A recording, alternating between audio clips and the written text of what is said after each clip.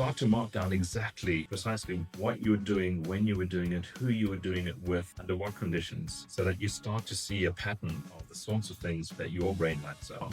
Your brain is not going to be productive. This is just not how our brains are made to work. It's like having a Ferrari and thinking that if you put apple juice in the engine, it'll work. No, it's not made to work like that, right?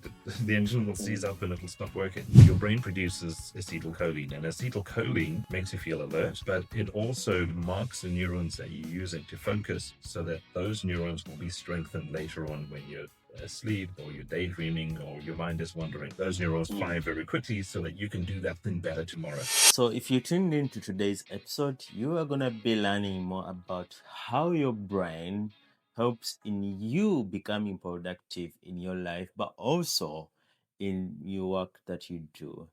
Today's guest is Duncan Austin, who is someone that I've known to be helpful in many ways when it comes to helping organizations and businesses and personnels, basically, because there's no business without a person, if I may put that right.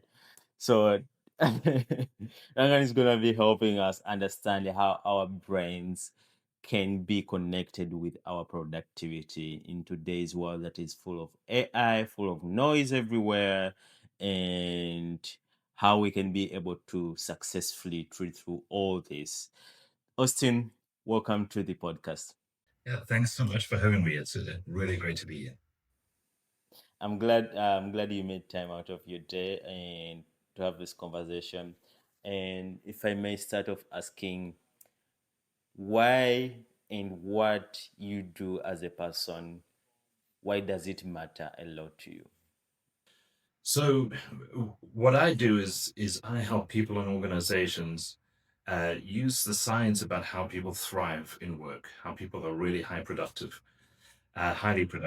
and how to find really low-level, simple signals and data that you can use in the work that you do, so that you can tailor your work and the work environment, so that people not only love coming to work and get satisfaction in work, but also are high performing. So that's basically what I do. Honestly, it's quite commendable, especially right now when it comes to productivity and becoming a result, I would say oriented, because companies right now with the advancement of AI, there's like less human bodies. I don't know if that's for lack of a better word, like less human interaction happening in workplaces. We are getting more of like AI interaction.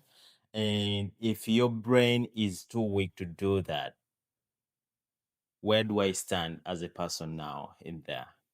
Yeah, so I don't think it's a case that anyone's brain is too weak to do that.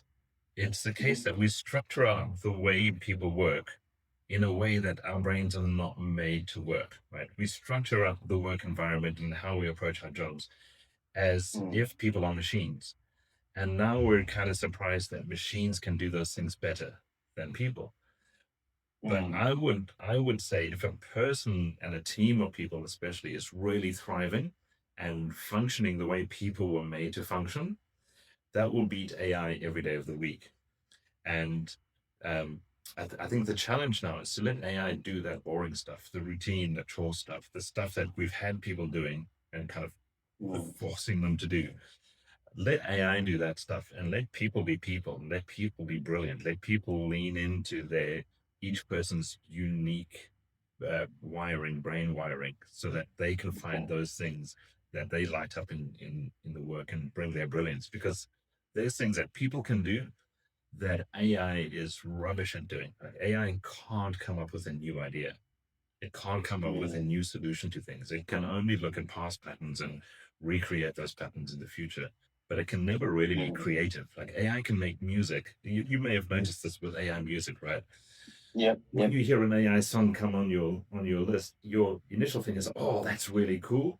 But then halfway through the song, you say, "Oh, I'm bored with this. Like, Doing there's no this, soul in yeah. it." Right? And Yeah, you're right. and that's AI, right? People have the ability to have inspiration just pop into their heads out of nowhere, and it's a new idea and it's vibrant and it's good and it's an interesting solution and you don't even know where it came from sometimes. Um, AI can't do that, right? AI has to play 100,000 games of chess to learn whether a move is good or not. A person who's playing chess can learn in one game whether that move was good or not, right? So there's things that people can do that AI can't do.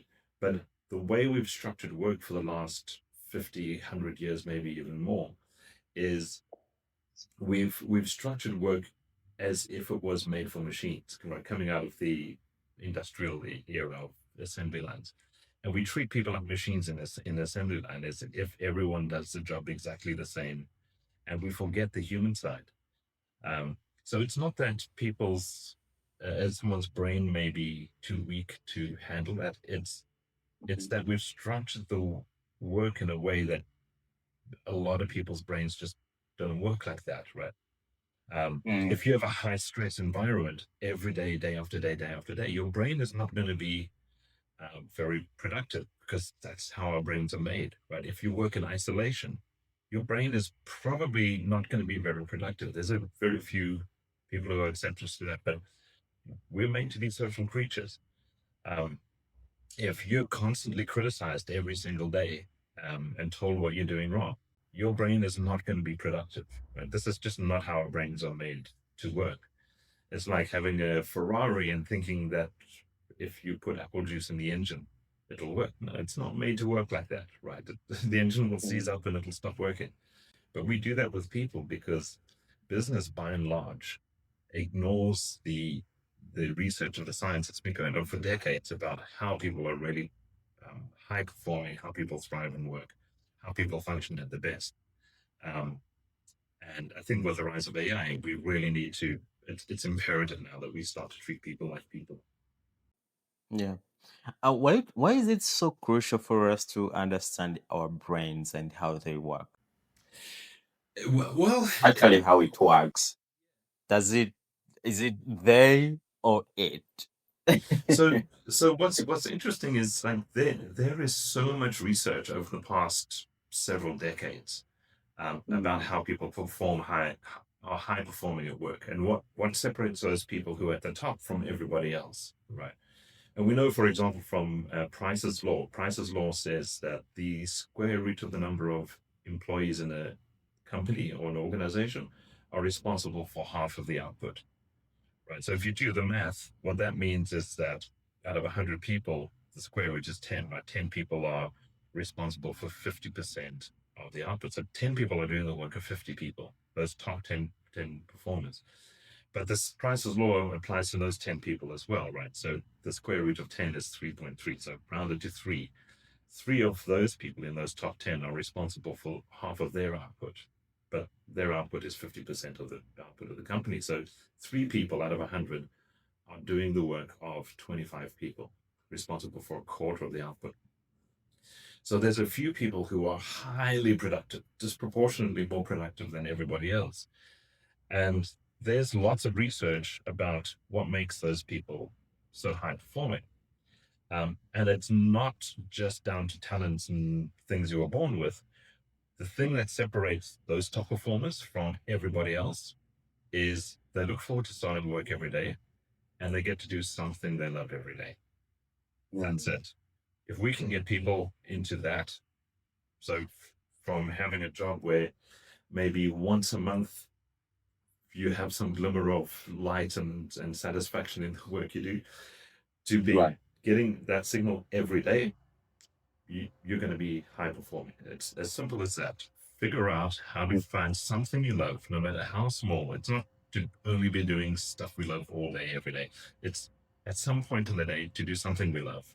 If you can get to the point where you're doing that every day, you're going to be high performing. There's no stopping you, and you're going to love the work that you do. How do I get those signals? How do I get to note or to feel those happy moments in my work? Over time, we can start to become more and more deliberate about it. But what I would do is, first of all, think about the environment we're in, right? So if we're in a high stress environment, if we're not getting enough sleep, those sorts of basic mental health things. Um, if we're in an unpredictable environment, we don't know what to expect of us, we don't know what to expect, it makes it much more difficult to get any kind of signals, right? Because those sorts of things activate the fight or flight nervous system, the sympathetic nervous system that gets us ready for danger. And what that starts to do is shut down our prefrontal cortex, which is our thinking part. It doesn't want us to um, stop and ponder things and just get ready to act, right? So then it gets much more difficult that you'll get any of those signals. So if you can get enough sleep the night before, and a a trick for getting good sleep the night before is if before you go to sleep, you think about the next day, and if you can think of something you can look forward to, something you can think positively about in the next day, you'll have a much better night's sleep that night. Right? You'll sleep much better. Um, those basic things, right? Make sure we've got friends, make sure all of the basic mental health things. So we have that basic environment. But then once we have that, just try and look for times when, for example, you did something in the week, and it could be something small where you felt energized afterwards, you felt satisfied, right? Because if you felt energized after doing something that you feel like, yeah, that was good, even if it's a small thing, what that means is your brain produced dopamine. So you got this dopamine spike. And that dopamine spike gives you energy. That's why you feel energized. Dopamine is the precursor molecule for adrenaline. Adrenaline's made from dopamine. But what it also does is that dopamine spike strengthens the neurons that you use to get that spike so that you can do that thing better in the future. And so that's how we get better and better and better at doing things. After the age of 25, your brain doesn't adapt and strengthen itself in the things that you're doing just because you do them. You have to get certain neurochemicals like dopamine, acetylcholine, and others to get that brain growth happening. So if you can get that spike more often, you're more energized. Dopamine makes your prefrontal cortex more efficient, so you think better, you have better ideas, you'll come up with solutions, you'll think faster, you'll adapt faster. But also your brain is adapting to those things that you're doing, those things that you do well. And if you're getting that every day, your brain is growing every day. And so then you can imagine why people who get those signals every day are so much more high performing than everybody else, because they're growing every day, and that adds up really quickly. So dopamine is one thing that we look for, and we can identify dopamine because it feels like a certain thing. It feels like, yeah, that was good, right? I feel good Yeah. about myself for doing that. It's not something that happens to us. Like somebody complimented me for something, that's not what we're talking about. It's if you did something, and it may have been frustrating at first, but you do it and then you feel yes afterwards. Um, that's a signal that your brain produced dopamine. Uh, Another one is that we look for is acetylcholine. So acetylcholine is the neurochemical of focus. So if you're really focusing on something to concentrate on it, whether it's solving a problem or learning a new skill, your brain produces acetylcholine, and acetylcholine makes you feel alert, but it also marks the neurons that you're using to focus so that those neurons will be strengthened later on when you're asleep or you're daydreaming or your mind is wandering. Those neurons fire very quickly so that you can do that thing better tomorrow. And if you've ever tried to learn a skill, you've really practiced something one day, like a musical Yeah. instrument, and you make some progress and you kind of feel a bit good about yourself, but time flies by, you're practicing. The next day, suddenly you can do it. And it's almost like magic. Something happened overnight.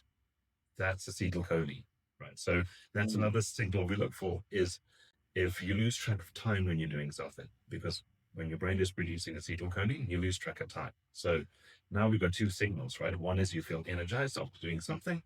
Another thing is time flies by. Those are two signals. Start to mark down exactly, precisely what you were doing, when you were doing it, who you were doing it with, under what conditions, uh, so that you start to see a pattern of the sorts of things that your brain lights up with, and your brain will light up uniquely compared to everyone else, right? You're 1 in 100 trillion unique in your brain. It's 1 in 100 trillion unique. So you're trying to find those things in the day so that you can start to work those things more and more often. Work those things into more and more days of the week. So maybe it's once a week at the moment or once every 2 weeks. You want to try and get to the point where it's once a day. Once you hit that pivot point of once a day, that's a tipping point. Then you take off and there's no stopping you. You'll be great at whatever you do. That's amazing to hear. I mean, there's a lot of statistics. You just mentioned about having engagement in how it helps you to get all these features that help your brain. And also, like, as I'm 28 years old right now, which means I'm past the age of 25, which is was a bad thing maybe, because once I'm locked into something, I won't be able to go back. I have to make it work from what you just explained. But before the age of 25, I can easily get um, dopamine that from the various things. You don't need to get a dopamine spike or something. So you can Okay. be forced to practice piano. You can hate every minute of it, but But you still do. you'll grow and you'll gain the skill, right? Because you Oh. get that for free under the age of 25. After 25, not so much anymore. Well, not at all anymore. You need to get these neurochemicals. So basically, for you to really grow in a skill, you have to love what you're doing. You have to find some love in it, something that's like yes, and something that you can See what really you're focus on saying. and lose track of time. So Yeah. when we make the work environment such that we're cracking the whip and we're criticizing people all the time and we're making it an unpleasant place, we're guaranteeing that people aren't going to get these signals and we're guaranteeing that they're not going to grow and they're not going to learn. So that explains why after the age of 25, someone has already chosen like their path career, because that's why they are going to try to enjoy so much so that they can get a spike of dopamine so that they can continue doing what they love. And if they fall out of love, then I don't know what happens.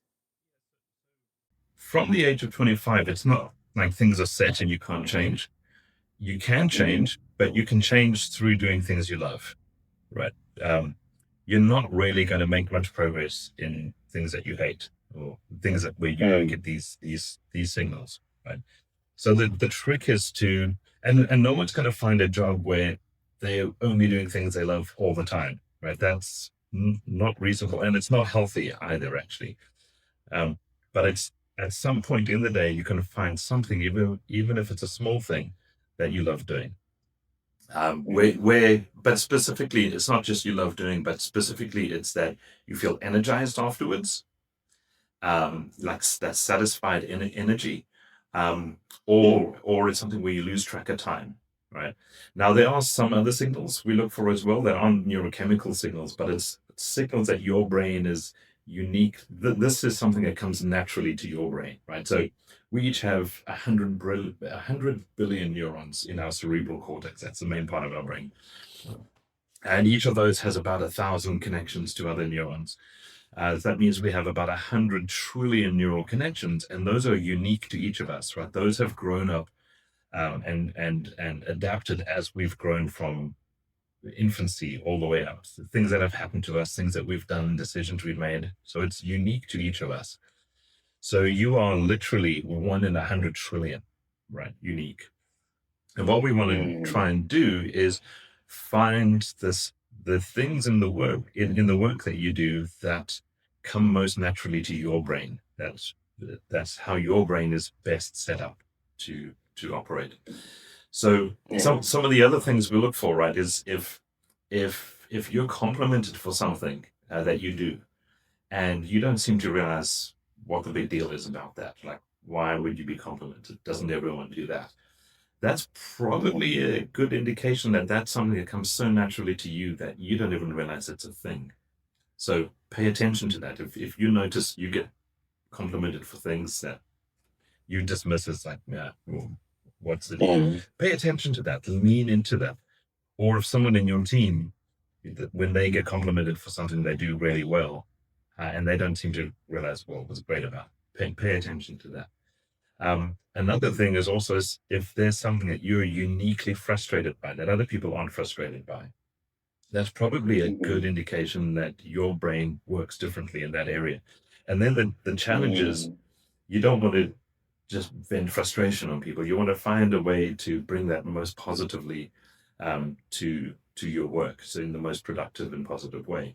So I'll give an example of this. So I had a guy, he was a mid-level programmer, and our team had the most complex, the most detailed implementation plans, featured implementation plans of any team in the company. But this guy was always frustrated that in every one-to-one we had, he was always frustrated that our implementation plans weren't detailed enough. And at first I was like, dude, like you're a perfectionist, just chill a bit. It's fine. Yeah. But he was just always frustrated. Now he wasn't a critical, difficult person. He was the opposite of that, actually. He was a lovely guy, really helpful, really positive. But just this one thing, he was it just got under his skin and it bugged him, but it didn't bug anybody else. So he was a mid-level programmer. So normally only senior programmers would do the implementation plan for a feature because we think their experience is necessary, right, or something like that. So anyway, this guy was constantly frustrated. He's only a mid-level programmer. So I said, okay, in the next feature, you do the implementation plan, and the seniors will help you, and we'll make sure you do it okay. Oh my word. This guy came back 3 days later with this implementation plan. It was a thing of beauty. I've never seen an implementation plan like this.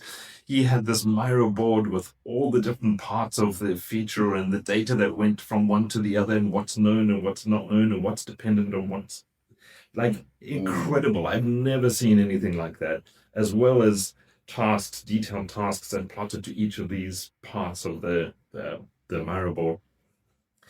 And when I saw that, then I understood why he was frustrated, right? Because nobody's brain works like that. So he brought that in a very productive way to the team and made the whole team better. And that feature, which was the most complex feature we had done to date, went so smoothly. It was the smoothest, easiest feature we had done out of everything we'd done. And it was because of his implementation plan. He was just so good at that. And so that frustration was just a sign that his brain works very differently. And if we allow him to figure out what that is and bring it productively to the team, that's a place where he can shine and the whole team gets better. So it's these little signals that we look for, that your brain is uniquely lights up and things that come most naturally to you. Try and let you start to fill that shape in the work that you do. Speaking about work, statistics show that only 23% of employees are engaged at work. Why is that? Well, so engaged basically means people who get these signals every day, right? That's what it basically means. If you get these so engagement in the research is basically the energy you bring to work. So if you're energized at work, it means you're getting these signals every day because that's where you get energy from. But I think the reason there are so few is because we structure roles in work in ways as if it's one size fits all, right? So every programmer, every mid-level programmer has to do the same thing. It's the same job description. Every accountant does the same thing. Every lawyer, every nurse does the same thing. And people aren't like that. Like I mentioned, you have 100 trillion neural connections. You are absolutely unique. There have never been 100 trillion humans who have lived ever, right? And it's going to be a long, long time before we hit the point of 100 trillion humans ever existing. So there's been no one who is like you, right? Whose brain is wired like your brain is wired. And now we have these very uniform boxes that we're trying to fit everybody in. So the chances that any one person is going to get these neural signals every day is low. I'm surprised it's 23%, right? I think it's likely 23% because in smaller companies where people are buzzing and doing all sorts of different things, you're more likely to get those signals. That's one reason. I think another reason is we tend to think that to be efficient at work, we need these top-down command and control systems where somebody gives you tasks to do and you do them. And you do them the way that person tells you to do them. And that, again, really pushes somebody into a box where the chances that they're going to get those signals is slim. The other thing we do is we tend to isolate people, right? you get your tasks for the day, you're doing these things, and you're doing these things, and you're doing these things. But we're social animals, and you'll probably find that the places where your brain lights up and you get these signals is when you're interacting with other people. And we have less and less and less of that happening in the workplace. So there's all this research on how people thrive and what makes people highly productive, but we don't structure the workplace like that at all. And I think we need to start turning that around, especially as AI comes up, because AI can do these boring things better than people can now. What we're really going to need to do is figure out how do we make the humans human in our organization so that people can be brilliant in ways that only people can be brilliant. AI can't be. Isolation. Um, I'll give you a scenario. Um, I report to work every day. My corner desk, sit there, do my work, go home. My bosses or my managers appreciate my focus on work and how you talked about um, compliments or uh, gratification that you get when someone compliments you. My manager is going to come and compliment me, and for me, that's it. I don't care about my fellow workers. I don't care about socializing. What does that do to my brain when I'm working? So there are a very few, a very small number of people who don't care, genuinely don't care about any kind of social interaction, right? It's called a schizoid personality disorder.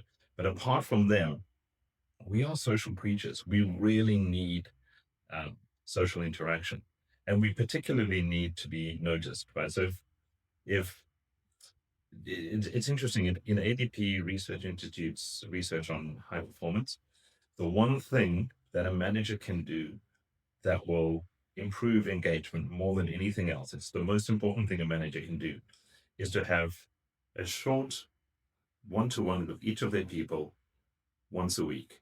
And in that one-to-one, you just ask, what are your main priorities and can I help? If you do that, the chances that your team will be fully engaged are much higher than if you don't do that. Um, once every 2 weeks is okay, it's not as good. Once a month is worse than not doing it at all. And it's because people need to be noticed. People need attention, not in like a vain way, but people need attention. People need to know somebody's noticed me and somebody cares about what I do. And it's the frequency. This is the interesting thing about ADP's research is it's not the quality of those one-to-ones that matter. It's the frequency. Once a week matters. Um, so building these human elements into our work is absolutely vital. But we think of people as if they're machines, and machines is just this machine will do this thing, and you drive it, drive it, drive it, and if you can get it to do that for more hours a day, you'll get more productivity out of it, right? People aren't like that. People need to interact. People need these neural signals, and someone who gets these neural signals is so much more productive in 2 hours than somebody who doesn't get them is in 2 days, right? It's Okay. we need to think about it in a different way. How do I build confidence in my mind as an employer or an employee of a certain group? That if okay, I'm an employer, I lead this group. How do I build that confidence in my mind? So if you're a leader, um, it's I don't think it's that important that you have that confidence in your mind, right? When I first became a manager, I was so far out of my depth. I had no confidence whatsoever, and I stumbled onto collective intelligence by accident. I got the team instead of assigning them tasks. I was afraid that we wouldn't get anything done if I assigned everybody tasks. Each programmer one big task for the quarter. I was afraid we wouldn't get any of the three things we had to get done. So I just out of insecurity, I said to the team, let's just pick the most important thing, break it down into small tasks. And I won't assign anything, just swarm all over it, at least get the most important thing done. That was my thinking. What happened was this fairly junior team, it was a new team, was suddenly the highest performing team in the company, and it was buzzing with energy. To the point where the CEO and the C-suite were coming to me saying, "What are you doing? How come this team is so constantly high performing? Uh, and why is it buzzing with energy?" Which wasn't coming from me, right? I was so insecure. Um, and it was that we'd stumbled onto collective intelligence, right? By getting them to swarm all over tasks, they had to talk to each other every day. They had to talk to who's doing what, how's this going with that, blah blah blah. And it also meant that they had to self-adapt, right? People started picking up the tasks that fitted them better and filling the role that fitted them better in the team. So we'd accidentally stumbled onto all of these things. But what was happening is I was getting recognition as having the highest performing team in the company. It's like, and the C-suite coming to me, "What on earth are you doing?" So as a leader, if you can at least be trustworthy, your people know that you've got their back, and you can give them the space to adapt and to interact with each other and to come up with their ideas. You just have to keep the goal firmly in focus. Like every day and every week, they can see this is what we're aiming at. But if you can make that environment, your people will make you famous, right? It's not Yeah. about your confidence. Your people will make you famous. What you've got to do is realize that your job is not to do things through other people. Your job is to make the environment where people can bring out the best in themselves and bring their best. And that means trusting your people to some degree. It means giving them flexibility in the work. It means that they need to know that you've got their back. But if you can do that, you can be a really good leader because your people will make you famous. Your people will give you a name, and and you can be pretty confident in that. And that's actually where all of this at Thriven comes from. Is the C-suite of that company came to me and wanted me to figure out exactly what was going on, and so that's when I started studying psychology and neurology and started studying collective intelligence and looking for ways that we can find signals in the work that we do that the research talks about, so that we can then, in a more deliberate and informed way, change the work environment and adapt it little bit by little bit, so that people are doing things that is more suited to each person. And as we did that more and more, the team just got better and better and better and better and better. Um, but it's all about just looking for these signals.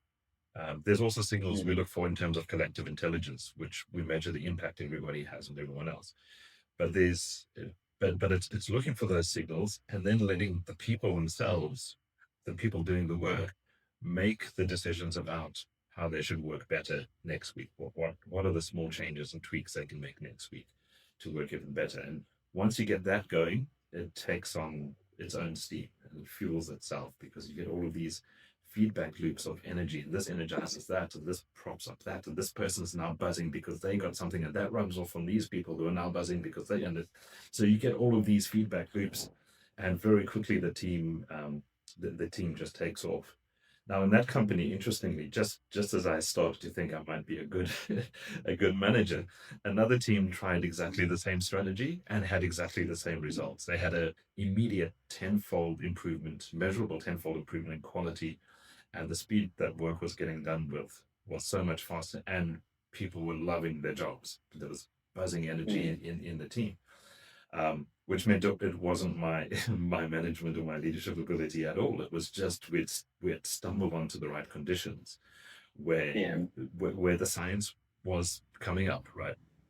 And so what that means basically is that any leader, any manager who is at least trustworthy and has got their people's back, right?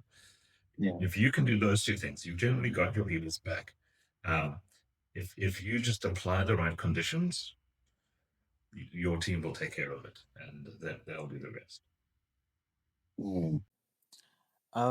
In Uganda, where I come from, we are known to be one of the most innovative country that's full of young adults and young people. Basically, it's a young population.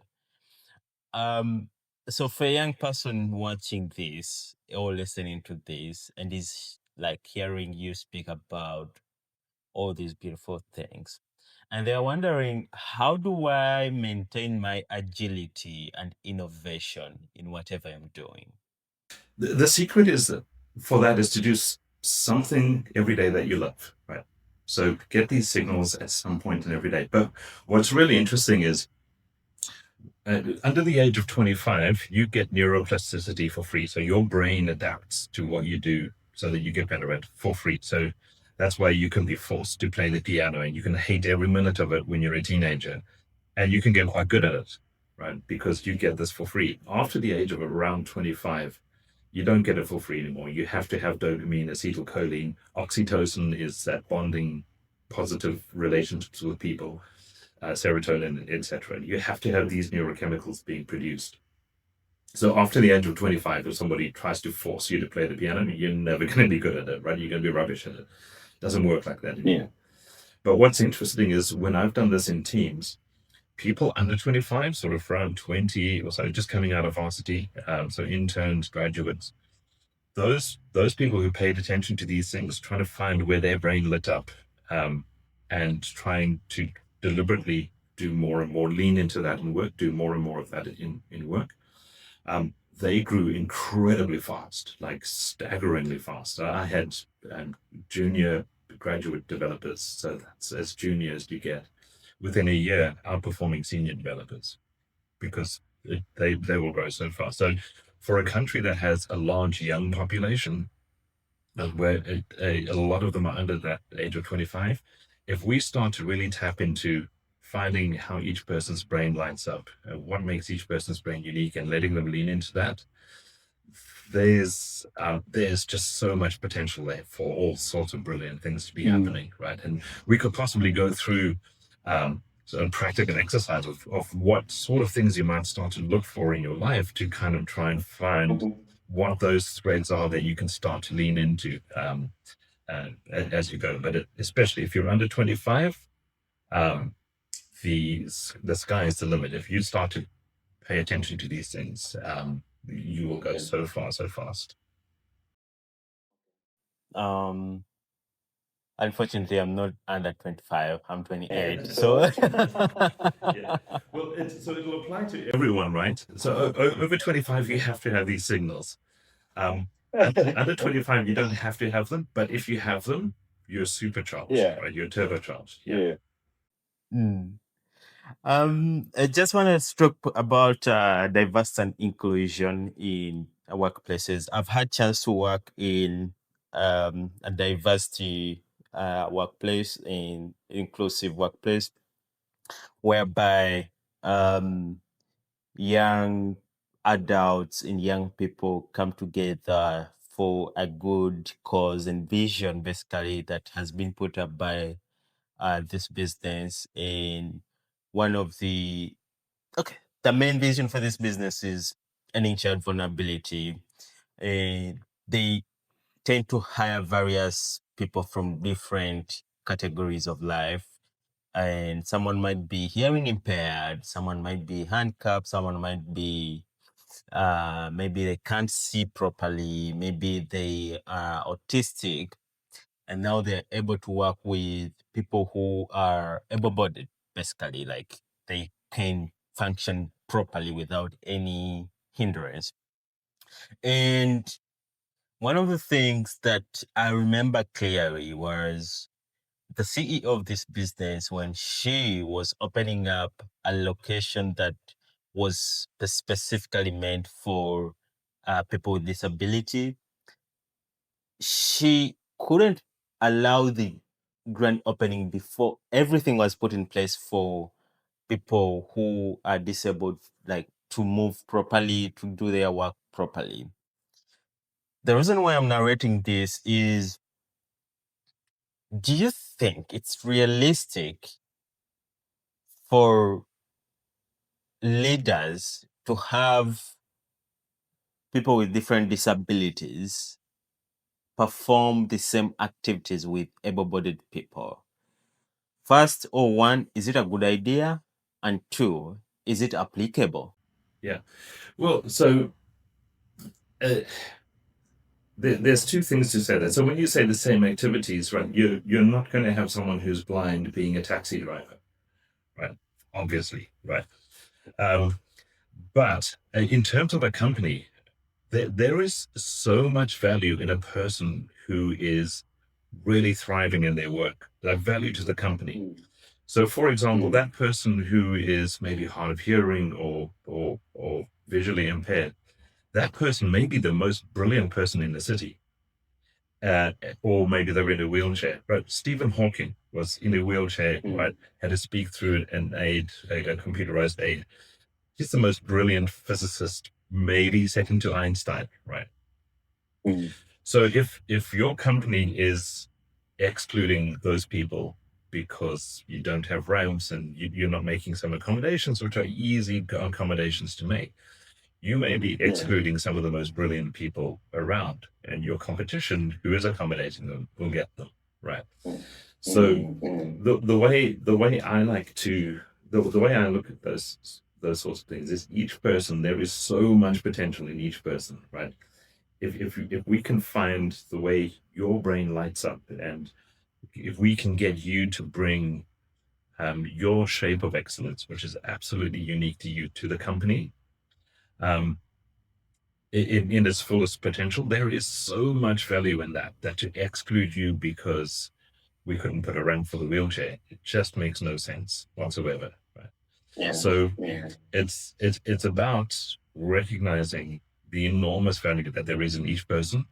And I heard someone say once that if you're a manager or you're a boss and you have to fire somebody because they're not doing the job well, it's not that they're a bad worker, it's that you couldn't find the right role for them in the company, right?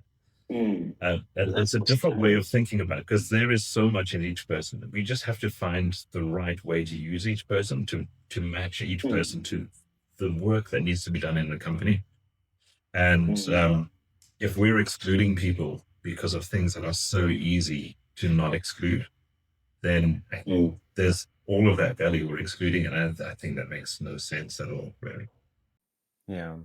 I mean, the other day I was listening to the CEO of Uber, and he was talking about um, how it is hard for him to fire someone uh, who he has taken like over 6 months training. Would rather retrain him because it's like too costly. Same thing with the founder of Nvidia. He was like, I never fire someone. I rather retrain you again and again and again and again until you become better. And again, that's like speaking to what you're saying, thriving. We need to create an environment where people thrive. For like for the people that I've worked with that have different disabilities, they are laser sharp in whatever they're doing. If it's doing the activity that they have been allocated, it's going to be tremendously correct to the point that even me who is able-bodied, I cannot do that. So for me, I think it goes back to what we like talking about, how you structure your brain to think about some scenarios. And So what's interesting about that, right, is people who have had to grow up with challenges that other people haven't had to grow up with have have almost always had to come up with ways to overcome those challenges that other people haven't had to come up with. And that all forms part of the pattern of neural connections that you've got, that 100 trillion neural connections. So there'll be things that come naturally to them that don't come naturally to anyone else.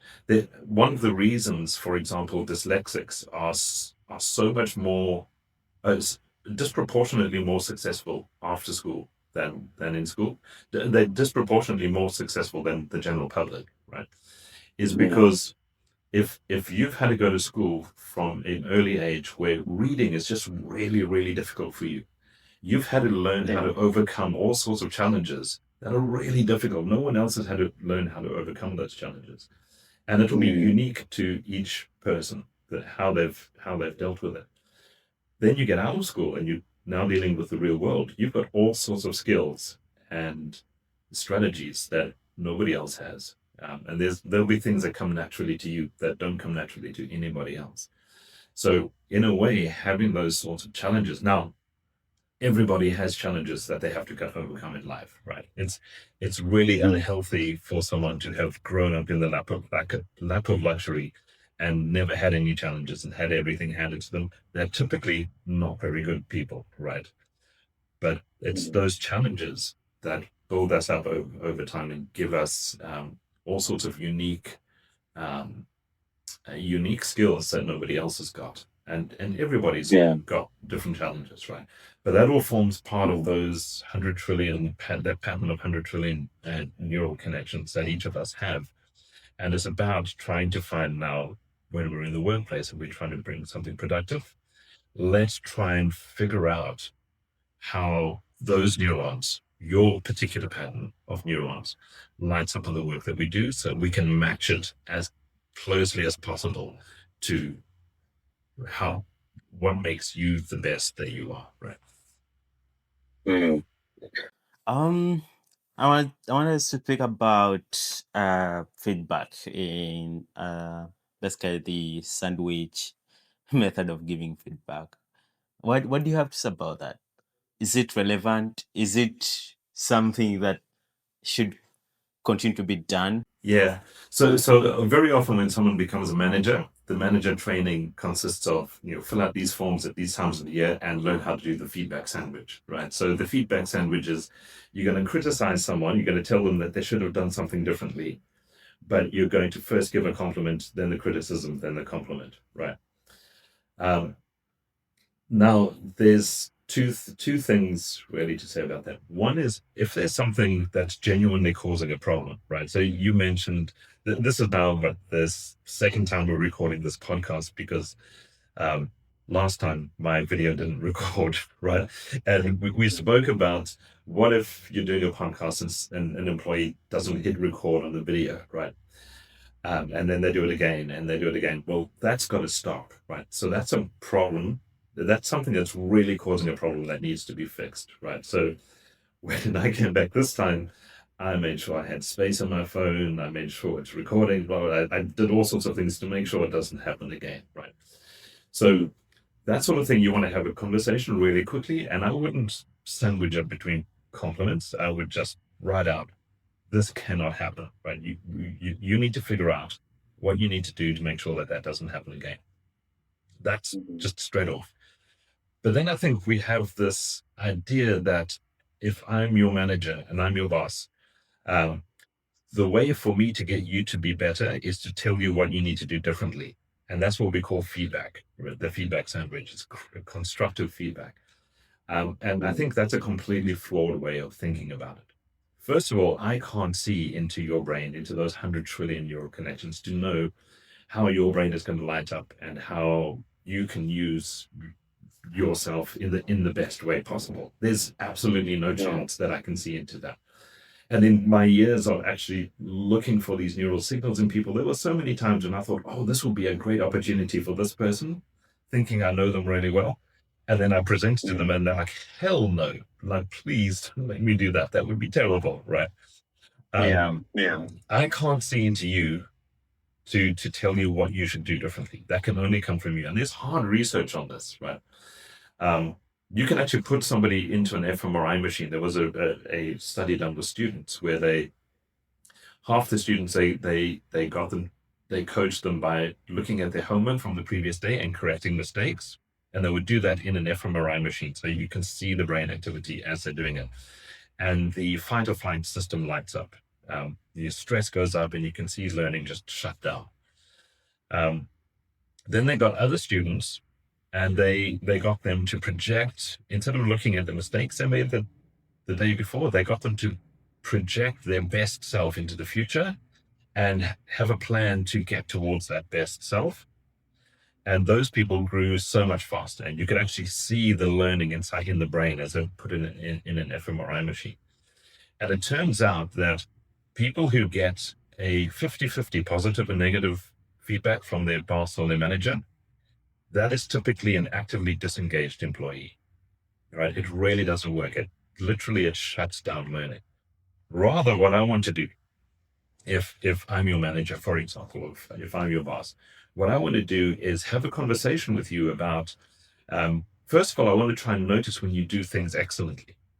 When you do something really well, I want to notice that and have a conversation with you about how can we get you to do that more? What were you thinking when you did that? How did that come about? We want to try and replicate excellence over and over. So look for excellence and try and replicate it rather than look for mistakes and try and correct them. The only time we look for mistakes and try and correct them is if it's causing a real problem that needs to be addressed. Otherwise, no. Then what I want to do is I want to try and coach you to try and pay attention to the things that you didn't work, where your brain lit up, where you felt energized afterwards, where you lost track of time. I want to try and notice when you do something really well that you don't seem to realize that it was so good, and have a conversation with you about how we can start to structure your workload and the sort of work you do so that you're doing more and more of those things. Not that you're only doing those things, but that at least once a day, we get to the point where once a day you're doing those things. Because I know if we do that, you're going to fly. And then my job as a manager is to project in front with you, this is where we want to go. This is where you should be going in a year's time. This is what your ideal role would be looking like. And then we plan, now how do I invest in you in the next 6 months? What sort of work do I allow you to be doing? What sort of training do you need so that you can start to move into that role? And then we keep an eye on and see, is it going the way we expect it to go? Because it's constantly changing. So that's key, right? We don't want to be giving, I don't want to be giving you feedback because I can't see inside your brain unless it's something that's obviously a problem and it needs to stop. What I really want to do is work with you to try and figure out where you light up in work and how I can keep the goal clearly in front and work with you to get you to move towards it. Now, if you do that, you don't have to chase people. People propel themselves towards those sorts of goals. That was one of the things that was found in the study is people self-motivate very quickly to do that. In fact, I had an intern who started. We started with this, looking for how his brain lights up and letting him pick his own tasks and make his own impact in the team. And at his second one-to-one, so this was 2 weeks in, he said to me, I don't know what's going on with me, but I was expecting to come into, because this is what all my friends said about being an intern, right? You come in, the company tries to crack the whip and you try to do as little as possible. And, it's this game you play. But he said, this has never happened to me before, but I feel compelled to overachieve. I just can't help myself but to put 110% in. And he put it down to this, letting him pick his own tasks and make his own impact. But it's when you take that, we call it in Thrive, and we call it ideal self development. We first do ideal self mapping, which is looking for how your brain lights up in the work that you're doing or with who, those signals we spoke about earlier. And then and we also look at the impact you have on everyone else in the team. We do a collective intelligence measure there, and it starts to show really what comes naturally to you. And then we plan that forward 6 months and 6 months in really concrete terms, so that you can start to have the ideal role in the company. It's ideal for the company because it's the most impact you can make, and impact is value. And it's ideal for you because you're going to love that job, right? That's your ideal job. And so we start to move closer and closer to that. And you don't have to then try and motivate people. People motivate themselves towards that. It's the biggest problem I had in the teams that we did this in was getting them to take leave, because in Ireland you have to take a certain number of days of leave a year by law. And people were just loving coming to work every day, and the work that they were doing without, they forgot to take leave, right? So we had to really keep on top of, right, dude, you need to take 2 weeks now because we're running out of time left in the year, right? But it's a different way of thinking about it. Instead of me criticizing you and me telling you how you should be better and looking back at the last year and, well, how did you do this year? Rather, we look at the last year to see what direction you're going, and then we plan that forward in a unique way for you. And the more excellent you are, the more unique you will be, and the more freedom you'll have to tailor your own role, your unique role in the company. And when you do that, people propel themselves forward, right? And that also means you get to keep those top people, those 3 people in 100 who are doing the work of 25 people. Um, you get to keep them because they stay in a role. Their role adapts with them as they grow in the company and as they change. So they don't, after 2 or 3 years, have to start looking around for another job somewhere else that suits them better. Right? Well, as we're winding up for this episode, are you hopeful? Um, I, I am. So I have some fear, which is that in this age of AI, and this age, especially in tech, where increasingly people are treated just like resources to be churned up by the company. If we carry on going down that road, it's going to be very tough. But I'm also hopeful that I think AI, especially, unlocks all sorts of opportunities for people to really bring their best to work, right? Because you don't have to do all of this chore routine stuff all the time, but you can really bring the best. And if we can start to restructure how we treat people in work, and especially for countries like Uganda, where you have such a young population, if we can really start to tap into how you bring the best out of each person by looking for like what makes them the most proud, like back in your life, what are you the most proud of? Specifically, the things you did that you're the most proud of. Um, the things that other people compliment you about, those sorts of things. Look for where your brain lights up specifically. There's very specific things in the day, and try and do that more and more. If we can get people to be able to do something simple every day where their brain lights up, they will absolutely take off. And so I think we have the opportunity really to revolutionize how work functions. And so instead of 23% of people being fully engaged, and in the younger generations, it's almost 2/3 are so stressed that they can barely function at work. Instead of that, we can turn around to a place where people look forward to starting work every day. And at the end of the day, you're more energized than when you started the day, which means you go home to a family and you're not in a bad mood. You're not in a bad mood with your kids and with your wife or with your spouse. You're in a different mood. Kids have a different kind of upbringing. I think there's an opportunity to flip the switch here, where in the shadow of um, the industrial revolution, we've treated people like machines. I think we can switch that around now. We've got an opportunity to really treat people like people and bring that value out of people. And I think the lesson for companies is if companies can really value people as people, they will get the greatest value out of people, out of their employees. Yeah, I think that's a very good response to being hopeful, because hope is all we got um, for a better future, better community, and better humanity. If you were to put Thriving, or what you do at Thriving, this is gonna be tough. Uh, in 2 words, without Thriving, what would they be? Oh, in 2 words. I don't know that I can do it in 2 words, but in just a few words, it's thriving people, thriving organizations, thriving societies. I knew it would be hard. Yeah, say that again. Sorry. Yeah, so I'll give you 3 groups of 2, right? Three 2 words. Thriving people, Okay. thriving organizations, and thriving societies.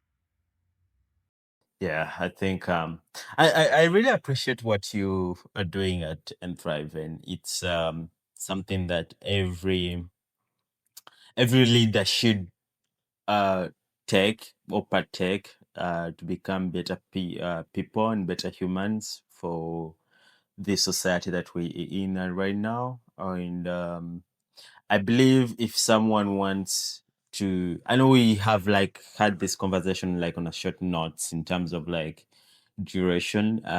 Perhaps maybe we can do a part 2 or part whatever parts we have for this conversation, because there's a lot that we need to learn about our brains and how they function.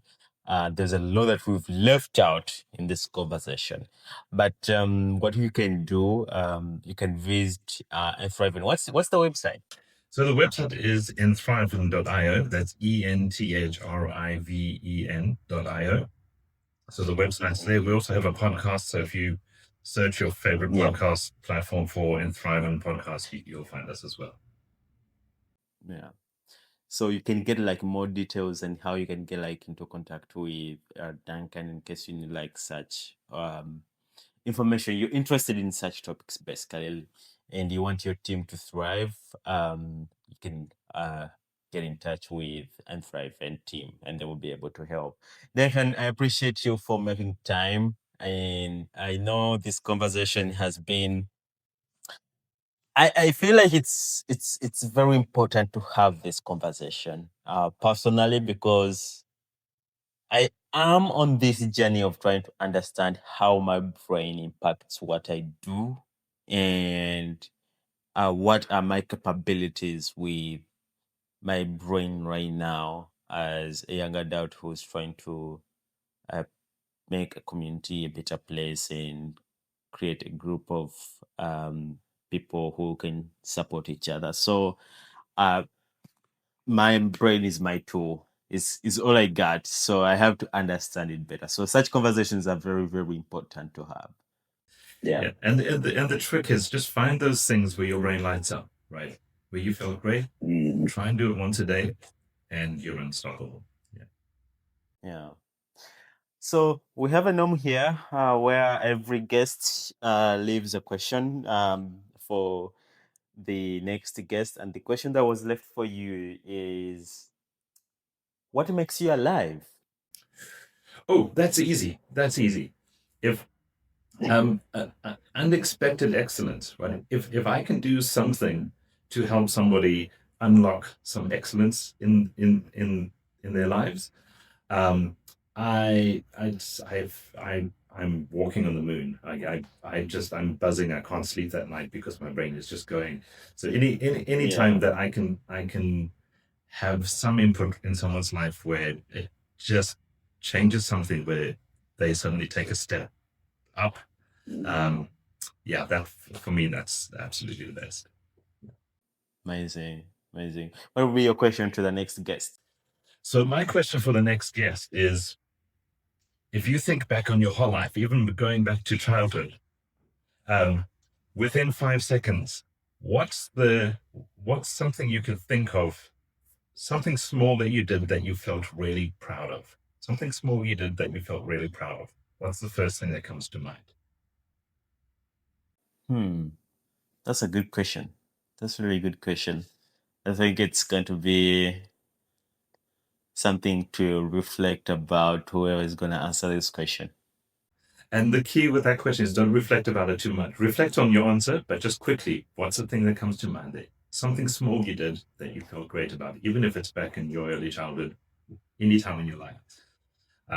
Because I think that speaks a lot to what lights up our brain. That's a good first step to thinking about how my brain lights up the most. Hmm. That's right. Duncan, again, once again, thank you for coming through the podcast and appreciate you taking time.